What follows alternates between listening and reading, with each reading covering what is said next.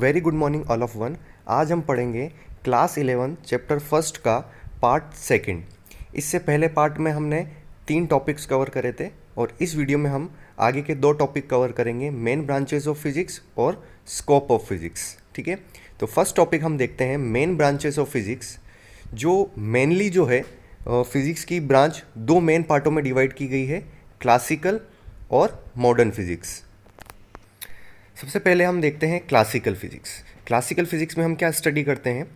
In this branch we deals mainly with macroscopic phenomena. Macroscopic phenomena वो होता है जिन्हें हम आंखों से देख सकते हैं, which includes subject like mechanics, electrodynamics, optics, thermodynamics. ठीक है, अब ये मैकेनिक्स, इलेक्ट्रोडायनामिक्स, ऑप्टिक्स, थर्मोडायनामिक्स क्या होता है, हम थोड़ा सा आगे और वापस इसको डिटेल से समझेंगे। अभी सिर्फ देखते हैं कि क्लासिकल फिजिक्स में हम किन किन सब्जेक्ट की स्टडी करते हैं। अब हम नेक्स्ट देखते हैं मॉडर्न फिजिक्स। चलिए देखते हैं मॉडर्न फिजिक्स में हम क्या क्या स्टडी करते हैं। In this branch of physics we deals with elementary particle और माइक्रोस्कोपिक पार्टिकल्स। माइक्रोस्कोपिक पार्टिकल्स वो पार्टिकल्स होते हैं जिन्हें हम नेक्ड नॉर्मल आइज से नहीं देख सकते। उनको देखने के लिए और उनको स्टडी करने के लिए हमें विशेष इंस्ट्रूमेंट की ज़रूरत होती है। ठीक है, इसमें कौन कौन से होते हैं? एटम, न्यूक्लियाई, प्रोटॉन और इलेक्ट्रॉन। इन सभी के मासेस इतने स्मॉल होते हैं कि इनको नेक्ड आइज से देखना पॉसिबल नहीं है। और देखते हैं हम इसमें किन किन चीज़ों की स्टडी करते हैं। In this branch we also deals with relativity. Relativity एक कॉन्सेप्ट होता है, ठीक है, वो भी हम आगे देखेंगे। Atomic physics, nuclear physics. ठीक है, एटम से रिलेटेड जो भी फिजिक्स होती है वो एटॉमिक फिजिक्स कहलाती है और न्यूक्लियस से रिलेटेड जो भी फिजिक्स होती है वो न्यूक्लियर फिजिक्स कहलाती है। तो ये टॉपिक आपके 11th और 12th में आगे बहुत ब्रीफली और चैप्टर वाइज दे रखे। अभी सिर्फ हमें देखना है कि क्लासिकल फिजिक्स में कौन कौन से टॉपिक पढ़ते हैं और मॉडर्न फिजिक्स में कौन कौन से टॉपिक पढ़ते हैं। अब हम ये जो 3 टाइप के पार्टिकल्स या 3 टाइप के अणु होते हैं उनके बारे में भी देख लेते हैं। पहला होता है माइक्रोस्कोपिक। माइक्रोस्कोपिक बहुत साइज़ में बहुत ज़्यादा छोटे होते हैं, very small in size. Macroscopic very large in size, बहुत ज़्यादा ही बड़े होते हैं, जैसे यूनिवर्स, ब्रह्मांड, ये सारी चीज़ें। मेसोस्कोपिक माइक्रोस्कोपिक और मैक्रोस्कोपिक के बीच के पार्टिकल्स होते हैं, मतलब मॉडरेट इन साइज। अब हम क्लासिकल फिजिक्स और मॉडर्न फिजिक्स में कौन कौन से सब्जेक्ट पढ़ते हैं उनको थोड़ा थोड़ा समझ लेते हैं। ठीक है, तो सबसे पहले हम देखते हैं क्लासिकल फिजिक्स। क्लासिकल फिजिक्स में सबसे पहले हम सब्जेक्ट देखते हैं मैकेनिक्स। मैकेनिक्स में हम मेनली जो हमारी सड़कें, रोड्स, पुल्स वगैरह बनते हैं उन सब को स्टडी जो की जाती है, उन सब की जो स्ट्रक्चरल स्टडी की जाती है, कैसे बनते हैं, क्या है, वो मैकेनिक्स के अंडर आते हैं। सेकंड अब देखते हैं थर्मोडायनामिक्स। देखो, थर्मो का मतलब होता है टेम्परेचर, डायनामिक्स का मतलब होता है मोशन। तो टेम्परेचर या तापमान की वजह से किसी भी पदार्थ या किसी भी अणु में जो चेंजेस आते हैं, जो परिवर्तन आते हैं, वो हम किस में स्टडी करते हैं? थर्मोडायनामिक्स। इसका पूरा चैप्टर आपके 11th में है जो हम आगे डिटेल से पढ़ेंगे। नेक्स्ट आता है इलेक्ट्रोमैग्नेटिज्म। जैसे इलेक्ट्रो का मतलब इलेक्ट्रिसिटी, मैग्नेटिज्म का मतलब मैग्नेटिक, है ना। तो इलेक्ट्रिसिटी और मैग्नेट को कंबाइन करने पर उसकी क्या प्रॉपर्टी में चेंजेस आते हैं, क्या होता है, ये पूरा इसमें स्टडी किया जाता है। ये आपके 12th में पूरा एक चैप्टर है। नेक्स्ट हम देखते हैं एकॉस्टिक। एकॉस्टिक आती है ध्वनि या फिर हम कह सकते हैं वेव्स, है ना, तरंगों के बारे में। ये आपके पूरा एक चैप्टर है, इस 11th में ही है, वो हम आपको आगे पूरा डिटेल से पढ़ाएंगे। फिर आता है ऑप्टिक्स।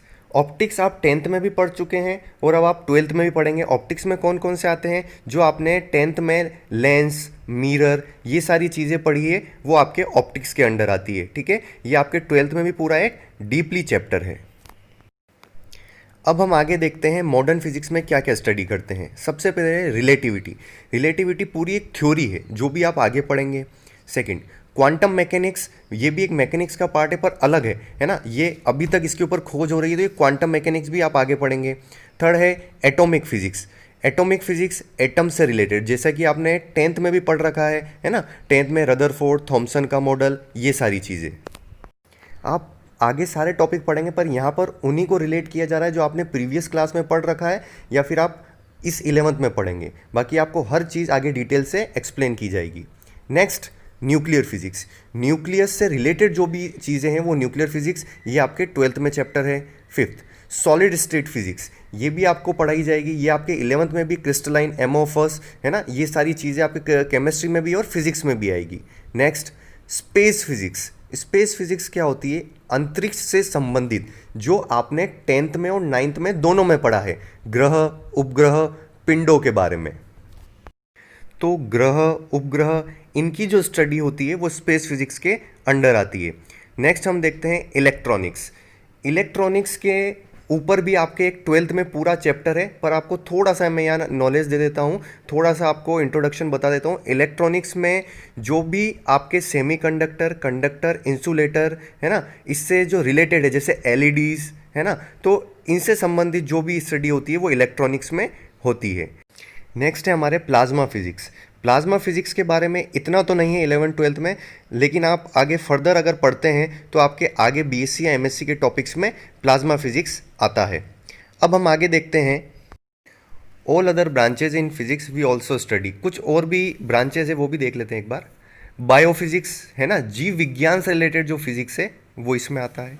फ्लूइड मैकेनिक्स, तरल जो लिक्विड पदार्थ है उससे रिलेटेड जो है, ये आपके पूरा 11th में चैप्टर है, हम आगे पढ़ेंगे। 10th चैप्टर है आपके 11th में।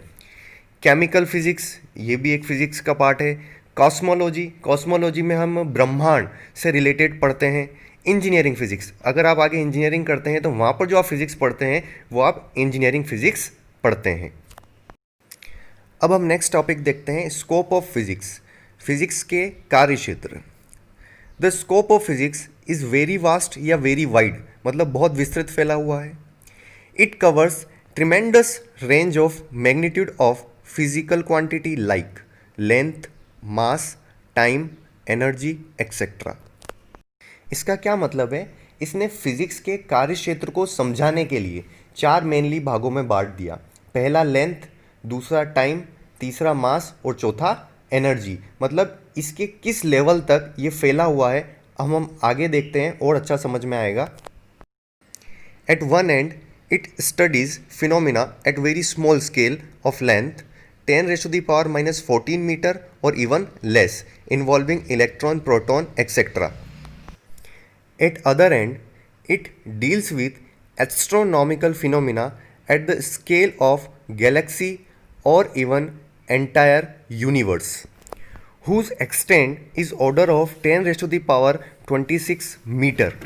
क्या मतलब हुआ इसका कि फिजिक्स एक तरफ तो इतने छोटे पार्टिकल जिसकी रेंज 10⁻14 मीटर है जो आंखों से नहीं देख सकते, और एक तरफ इतने विशाल 10⁻26 मीटर, ठीक है, एक तरफ यूनिवर्स की स्टडी करती है और एक तरफ यूनिवर्स के सबसे छोटे पार्टिकल की भी स्टडी करती है।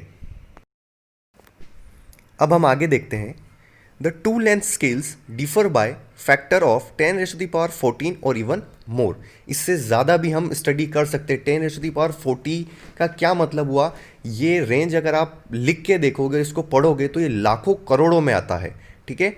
Next, the range of time scale can be obtain by the speed of light 10⁻22 second to 10⁻18 second.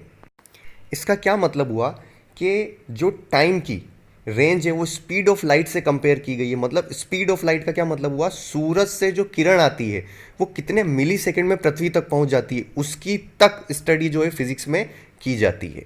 Next, the range of masses goes from 10⁻30 kg। जो मास की रेंज है 10⁻30 kg, ये किसका मास होता है? इलेक्ट्रॉन का। इलेक्ट्रॉन का रेंज है ये 10⁻30 kg। मतलब इतने छोटे पार्टिकल की स्टडी की जाती है। टू 10⁻55 kg, जो किसका मास है? ऑब्जर्वेबल यूनिवर्स का। मतलब अभी तक ब्रह्मांड का जो मास साइंटिस्ट कैलकुलेट कर पाए हैं, कितना है अभी तक किसी को नहीं पता, पर जितना कैलकुलेट कर पाए हैं, जितनी रिसर्च में सामने आया है वो इतना है। और 10⁻55 kg आप अंदाज़ा नहीं लगा सकते, इतना विशाल होता है। तो हम इन कुछ एग्जाम्पल या इन कुछ रेंज के ज़रिए हम देख सकते हैं, हम आइडिया लगा सकते हैं कि जो फिज़िक्स का स्कोप है, जो फिज़िक्स का कार्य क्षेत्र है, वो पूरे यूनिवर्स और उस यूनिवर्स की सबसे छोटी चीज़ को भी स्टडी करता है और सबसे बड़ी चीज़ को भी स्टडी करता है। तो हम देख सकते हैं, हम सोच सकते हैं कि इसका जो कार्य क्षेत्र है वो कितना विशाल और कितना विस्तृत है।